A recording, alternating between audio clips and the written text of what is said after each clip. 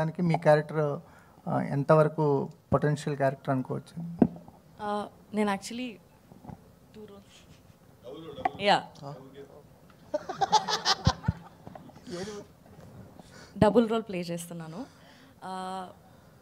అలా అవ్వడానికి ఒక కారణం ఉంటుంది, అంటే 2 రోల్స్ ప్లే చేయడానికి ఒక మెయిన్ రీజన్స్ ఉంటుంది.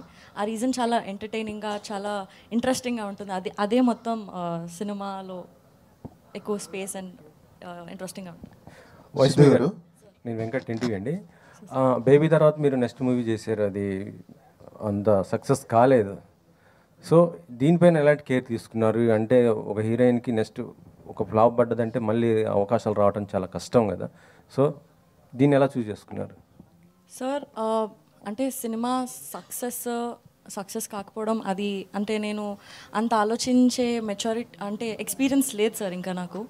బేబీలో నేను క్యారెక్టర్ వరకు చూశాను, ఆ సెకండ్ సినిమాలో కూడా క్యారెక్టర్ వరకు చూశాను. అది నాకు చాలా ఇంట్రెస్టింగ్గా, చాలా స్కోప్ ఉన్నట్టుగా అనిపించింది. ఇందులో కూడా నేను అదే చూశాను, నా క్యారెక్టర్ చాలా ఇంట్రెస్టింగ్గా, చాలా స్కోప్ ఉంది అండ్ పర్ఫామ్ చేయడానికి నాకు చాలా ఎక్సైటింగ్ అనిపించింది. సో నేను మోస్ట్లీ క్యారెక్టర్ పైనే నేను సెట్ అవుతానా, నన్ను నేను చూసుకోగలుగుతానా అండ్ నేను బాగా చేయగలుగుతాను అన్న దానిపైనే ఫోకస్ సార్. బేబీ ప్రొడక్షన్స్లోనే మళ్ళీ మీరు ఆనంద్ గారికి సినిమా అన్నారు, కానీ మళ్ళీ ఇంతవరకు ఏం అప్డేట్ లేదు, ఏంటి? అది అన్ఫార్చునేట్లీ అది ముందుకు వెళ్ళలేదు సార్. బట్ మేబీ ఫ్యూచర్లో ఇంకా ఏదైనా వస్తే I'm looking forward to do. I've always had a great experience working with them. So అంటే ఎస్కేఎన్ గారితో అంటే ఆ ప్రొడక్షన్తో అయితే మీకైతే ఇబ్బంది లేదు కదా?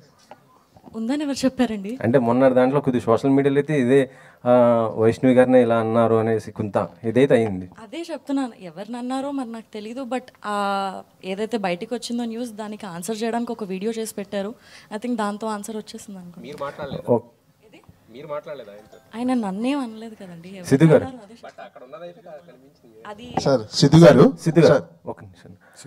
మీరు ఆరెంజ్లో ఆల్రెడీ బొమ్మలు భాస్కర్ గారితో చేయడం జరిగింది, దాంట్లో చరణ్ గారితో కూడా కాంబినేషన్ చేశారు.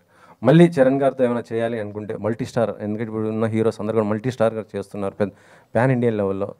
సో మీరేమైనా అవకాశం ఉంటే మళ్ళీ చరణ్ గారితో కలిసి? Definitely would love to work with him always, and he's a sweetheart, and whenever I've met him I've had great experiences, so definitely కలిసి వర్క్ చేసే అవకాశం వస్తే it will be really really cool. Actually చెప్పాలంటే భాస్కర్ గారికి ఇప్పుడు success rate లేదు.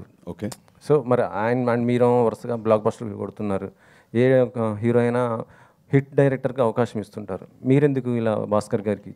అంటే sir hit flop ఇక్కడ దట్స్ ఆల్ చాలా అది మన చేతిలో లేని విషయం అండి. నేను ఎప్పుడైనా ఏం బిలీవ్ చేస్తానంటే ఫస్ట్ ఈ మైక్ పక్కన పెట్టాలని బిలీవ్ చేస్తాను. నేను ఏం బిలీవ్ చేస్తానంటే సార్, బేసిక్గా ఒక డైరెక్టర్ ఉండొచ్చు, యాక్టర్ ఉండొచ్చు, ఎవరైనా ఫిల్మ్ మేకర్ ఎవరైనా ఉన్నా కూడా వాళ్ళు హిట్ సినిమాలో తీస్తున్నారా ఫ్లాప్స్లో ఉన్నారా వాళ్ళు అనే దానికంటే ఎక్కువ ఇంపార్టెంట్ వాళ్ళకు ఒక సిగ్నేచర్ ఉందా లేదా అనేది సార్, వాళ్ళకు ఒక యూనిక్ స్టైల్ ఉందా లేదా అని. సో మీరు డెఫినెట్గా మీరు బొమ్మరిల్లు భాస్కర్ గారికి ఒక చాలా స్ట్రాంగ్ సిగ్నేచర్ ఉంది, ఆయనకు ఒక చాలా యూనిక్ వాయిస్ ఉంది, ఎవరు డినై చేయలేరు.